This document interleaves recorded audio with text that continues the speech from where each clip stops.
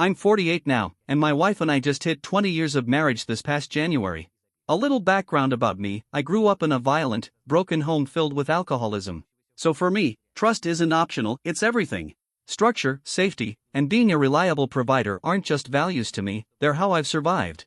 I met my wife when we were both working at a restaurant. I was the manager, and she was one of the servers, 5 years younger than me. Her childhood was tough too. Her parents died in a car crash when she was just a toddler, so she was raised by her uncle. That left her with deep abandonment issues. She feels things deeply, sometimes too deeply, and when triggered, she can explode with rage. But most of the time, she's loving, warm, and thoughtful. Over the past 2 decades, I've been steady for her, supportive, loyal, committed, and I truly believe that helped settle her down emotionally. When we first started working together, I found her really attractive, but I kept things professional since I was her boss. I also had a side job bartending, and she'd come into the bar often, flirting, smiling, trying to catch my attention. I didn't feed into it, but I was never rude either. Then one night, about a month into her visits, she walked into the bar, came right up to me, jumped into my arms, and just started kissing me. That night, I didn't push her away. Honestly, who would? She was young, stunning, full of life, and clearly into me. I had just come out of a failed 5-year marriage and was raising a young daughter. I was getting back into the dating world, fit, confident, and meeting new people. So when this vibrant woman practically threw herself into my life, I didn't see a reason to resist. We spent that night together, and the next morning I told her plainly, if we're going to keep seeing each other, she'd need to leave her job at the restaurant. She handed in her notice that day. From then on, we were inseparable. She basically moved in with me immediately. Within a week, we went and picked up the rest of her stuff from where she'd been staying. I stopped seeing other women after that. One even showed up at my job later, saying she wanted to hook up. I told her I couldn't, I was in a relationship. She said, "No one will know." I replied, "I will." And that was that. My wife and I hit a few bumps in the beginning. A lot of that typical young relationship drama. I was already too old to be playing games. One night, she chose to stay out partying with her friends instead of coming home. I'd had enough. I went to our apartment, packed up all her stuff, and left it on the doorstep. Then I sat down on the couch and waited. Later, I saw headlights, her friend's car. I watched through the peephole as she walked up, saw her bags, and froze. I opened the door, saw the tears in her eyes, and told her straight, "I'm too old for this. I'm standing here, choosing you. But you have to love my daughter and take care of me, and I'll do the same for you. If that's what you want, pick up your bags and come inside." She walked in. And from that night on, we were a couple for real. But I'll be honest, during those first few years, I wasn't the man I am today. I got 2 DUIs. I cheated on her 4, maybe 5 times. She never found out. After the second DUI, she looked at me and said, "I love you more than anything, but I can't do this. If you get another one, I'm gone." That was the wake-up call I needed. I stopped drinking, stopped messing around, and finally committed for real. I threw myself into building a career. I took jobs all over the state. At one point, we had to move about 90 minutes away from home for a job. But after we had our baby, the distance became too much for her.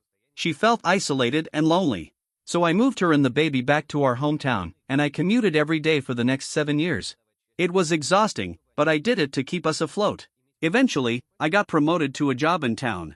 Then a private owner recruited me to run his businesses. Later, I was brought on by another group and offered a stake in their company. After 15 years of grinding, I finally hit my professional peak.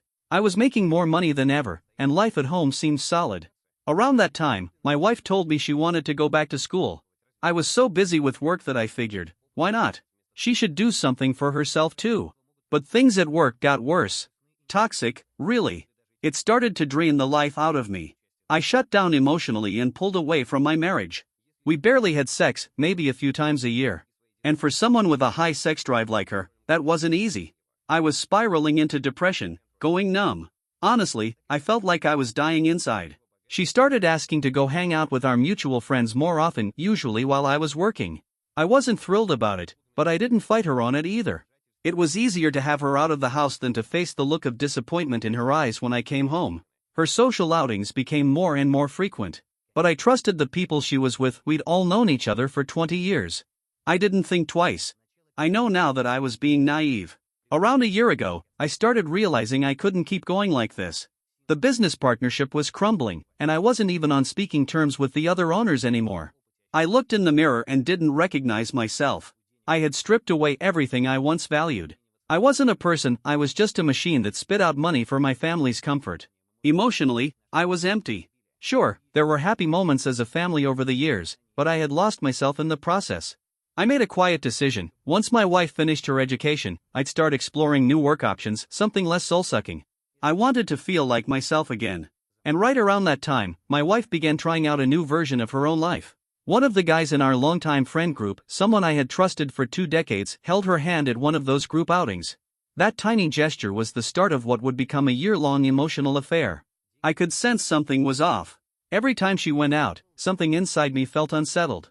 But I was too emotionally dead to deal with it. I just ignored the signs. As the year rolled on, she grew more distant. She was colder, more detached. But I wasn't in any place emotionally to confront her about it. Then COVID hit. Lockdowns kept us stuck inside for months. She later told me she thought that time might help us reconnect and rebuild what we'd lost. But I wasn't ready. I was still mentally clawing my way out of the wreckage from my toxic job. I couldn't meet her halfway. We started lockdown in April. By June, she had already decided she was going to leave me once she finished her program. Of course, I had no clue. During that time, I didn't have work, so I started reconnecting with my old friends a bit. My wife and I were invited to a wedding. One of our longtime friends was getting married. It was the first time in over a year I was going to see the whole crew again. I was genuinely excited. And for the first time in what felt like forever, I had a great time. But everything changed the moment I showed up at a gathering. My wife's affair partner, someone I had known for years, was suddenly forced to face what he was doing. After that encounter, he started pulling back from whatever was going on between them. By the time we had a second get-together that same month, he had basically cut her off completely. So now, here she was, my wife of 19 years, standing at a crossroads. Her academic program was nearly finished. Our marriage was falling apart. And the man she thought she'd start a new life with after leaving me had just shut the door on her. Still, she didn't have the courage to tell me she was planning to leave. She needed me to support her just long enough to cross the finish line. But she had already begun planting the seeds for what her new life might look like. About 3 weeks before she was scheduled to take her licensing exams, she brought up the idea of accepting a job out on the coast about 2 hours from where we lived. She claimed there were no good job openings locally and said the coastal position offered higher pay and immediate work. Then, casually, she told me she had an interview lined up for the next day. I didn't support the idea, and as we talked, or more accurately, argued, I realized this wasn't a conversation about a job anymore. This was about her leaving. I called her out, asking what was really going on. But she wasn't ready to come clean. I told her I loved her deeply, but I wasn't going to beg her to stay. I said she didn't know me anything, and she shouldn't feel guilty just because I'd been the provider for the past 2 decades. I just needed clarity so I could begin rebuilding my life if she truly wanted to walk away. Once I got my emotions in check, I started digging. I got into her laptop and found some archived drafts, letters she'd written to the affair partner over the last year. I went through every digital trail I could find. I noticed she had stopped syncing her devices the year before, and that's when I started putting things together. Eventually, I saw his name. At first, I was stunned. But that feeling only lasted a second. Then I thought, of course it was him. I scheduled a counseling session for us, but it had to be over Zoom because of COVID. I sent everything I had uncovered to our therapist, along with a long message about how I was feeling. We'd seen this therapist off and on for nearly 15 years. Honestly, she was probably the reason our marriage had lasted as long as it had. On the day of the appointment, I couldn't sit still. I was spiraling. I got in my truck and started driving through the foothills, screaming and crying out loud like I was losing my mind. I felt this crushing guilt, like I had driven my wife away. I truly believed that I was the one who had broken us. And in that moment, I wanted to die. I imagined flooring my truck into a wall at full speed. That's how dark it got. Just as I was beginning to calm down and head home, my wife called. I didn't pick up, I could barely form a sentence, let alone have a conversation. During her therapy session, our counselor mentioned the affair partner's name. My wife lost it. She hadn't told anyone about the emotional affair and had no clue how the therapist knew. In a panic, she went through my iPad and found the evidence I had gathered. She kept calling me, not because she was worried about me, but because she was scared for him. She was afraid I had confronted the guy. When we finally talked, she asked if I had gone to him directly. I told her no. She was frantic, begging me not to contact him, insisting that it wasn't his fault, that he didn't deserve it. But what she failed to recognize was that he and I had been good friends for 20 years. What he did wasn't just cheating with my wife, it was a full-on betrayal of a friendship I valued deeply. That conversation set the tone for the ones that followed. Lots of emotion, some painful honesty, and, strangely, a desire on both sides to keep trying. We agreed to keep seeing the counselor separately this time. Our therapist made it clear that my wife had a long, difficult road ahead. Her emotional connection to this man ran deep, and detaching from it wouldn't be easy. Hearing that crushed me. But I knew deep down that I had played a role in how she got to that place. It didn't matter how hard I had worked, how many nights I'd spent sleeping in cars or bathing in mop sinks just to keep food on our table. What mattered was that, emotionally, she had felt abandoned inside our marriage. The guilt was overwhelming. As therapy continued, I struggled hard with trust. I constantly fought the urge to snoop through her devices, wondering if they were still in contact. I didn't believe their affair had stayed purely emotional. But even if it had, the damage was already done. I started watching videos and reading books about betrayal. Most sources said that if a cheater truly wanted to rebuild trust, they should be willing to offer full transparency, access to devices, passwords, everything. I hated the idea of asking for that, but I craved it too. So, for a while, I just avoided the topic altogether. At that point, I was emotionally shattered. I was terrified of losing the woman I had spent half my life with. I didn't feel like I had the right to demand anything. It almost felt like I had been the one to betray her. Every conversation felt like walking on eggshells. Oddly enough, we started reconnecting physically. A lot. Some days we were having sex 3 or 4 times. In those first 2 weeks after I discovered the affair, we were more intimate than we had been in the last 5 years. It felt incredible, but the emotional whiplash in between those moments was brutal. Eventually, I couldn't resist the need to contact him.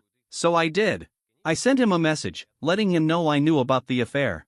I told him I accepted responsibility for how broken my marriage had become and that I understood how things might have happened. I asked if we could talk, because all 3 of us were part of the same friend group, and I didn't want things to stay awkward forever.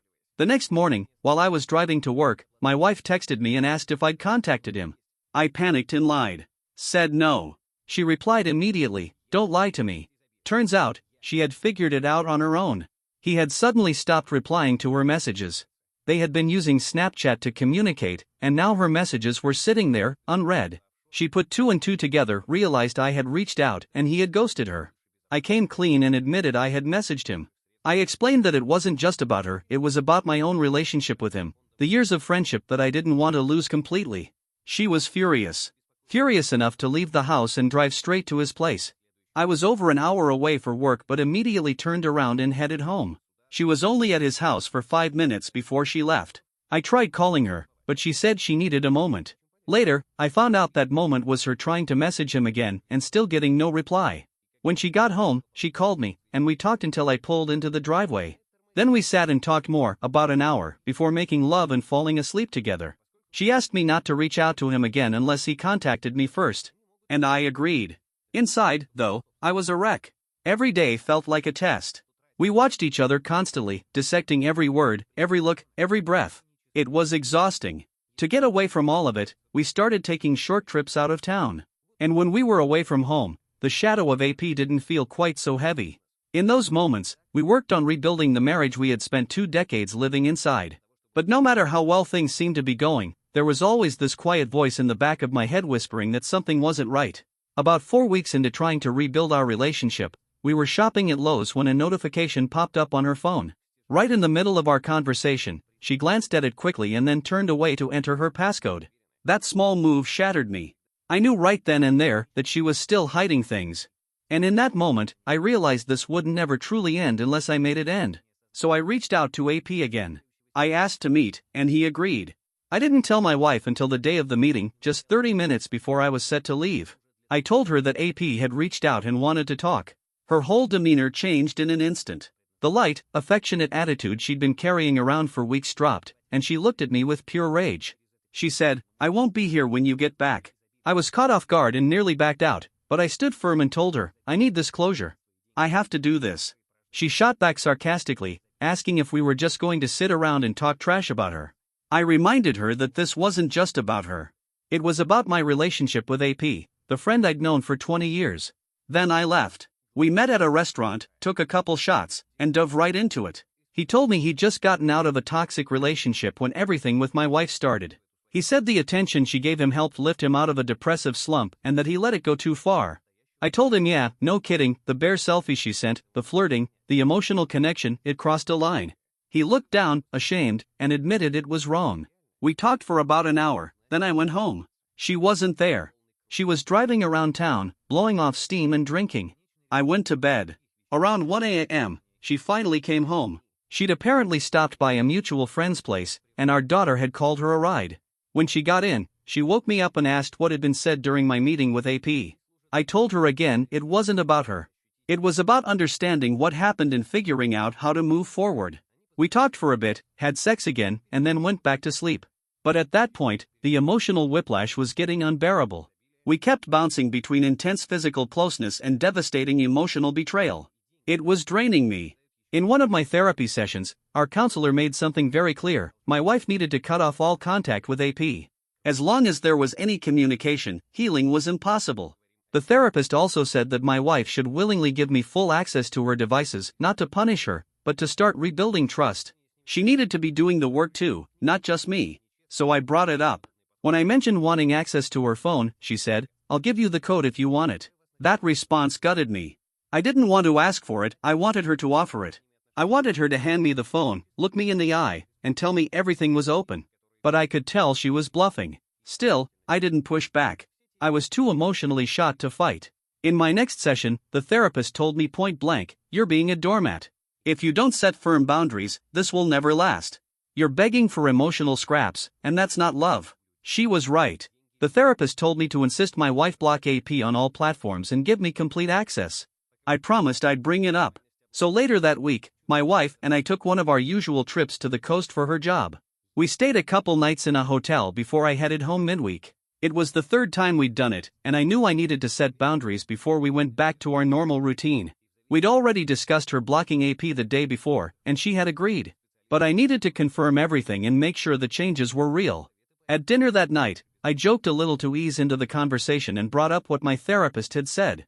Then I laid out everything, what I needed from her if this was going to work. I was scared, honestly. Scared that pushing too hard would ruin the temporary peace we had. So I avoided these talks when we were fighting. I didn't want to blow up and say something I'd regret. I was still a mess. She hesitated about handing over the phone code, but eventually gave it to me. She also agreed to all the boundaries I laid out. It felt like progress. Then I asked her point blank, had she deleted AP from Snapchat? She said, "I unfriended him." I told her that wasn't the same, and she replied, "I did whatever makes him not show up anymore." I should have asked to see her phone right then, but I didn't. I already knew she was lying, and I didn't want to ruin the night. So we finished dinner, went back to the hotel, and went to bed. But I had already made up my mind. I hadn't slept through the night in over a month, and I knew I'd be awake again in the early hours. I had pre-packed my stuff so she wouldn't notice anything strange. She just assumed I was prepping to leave in the morning. Around 3 a.m., I woke up. I walked over to her side of the bed, unplugged her phone, and took it into the bathroom. I opened Snapchat and didn't even need to dig. There was a new message from AP right at the top. They'd been messaging each other all night. And just like that, I didn't even feel angry. Not even sad. Just tired. Just disappointed. I went through her entire phone, screenshotting everything, the messages, the photos, even texts she'd sent to the one friend who knew about the affair. Once I had everything saved, I returned the phone, got dressed, and left. I hopped on my bike and hit the road. Around 7 or 8 that morning, she woke up and texted me, asking where I was. I replied with a screenshot of the message she'd sent AP the night before. Her reaction was immediate. Panic. The tough, composed front she'd kept up for 10 weeks collapsed. She started begging me to give her one more chance. She apologized for everything, said she'd delete Snapchat, give me full access, do anything to fix it. She told me she had only ever loved me and didn't want to lose what we had. I told her we'd talk when she got back from her trip on Friday. That was 6 weeks ago. She did delete the app, and honestly, things have been going fairly well since. I feel like we've finally been working toward the kind of marriage we should have had all along. But I still struggle. I still catch myself watching over her shoulder when she's on her phone. I still walk into a room and glance at the screen, wondering if she's hiding something. The day I found out she was still messaging him, I finally confronted AP directly. I told him to stay the hell away from my wife and stop interfering with our marriage. He ghosted her after that, but not before throwing in some cruel remarks, trying to be cold and dismissive, like she meant nothing. Later, I showed her those messages. She was crushed. Seeing her so disappointed was hard, but it also felt like a release. Maybe that disappointment helped her finally let go. Now, here's where I'm stuck. Do I believe we can get through this? Some days, yes. Other days, not so much. The doubts are still there, fainter, but still alive. I think about the messages they shared while I was laying next to her, or when we were on family vacations. I don't think she'll do this again, but I can't say with full confidence that she won't wake up one day and decide to leave. And honestly, I don't know that I won't do the same. All I want is for us to grow old together, to reach those quiet twilight years as a couple who made it through. But I just don't know if we'll get there.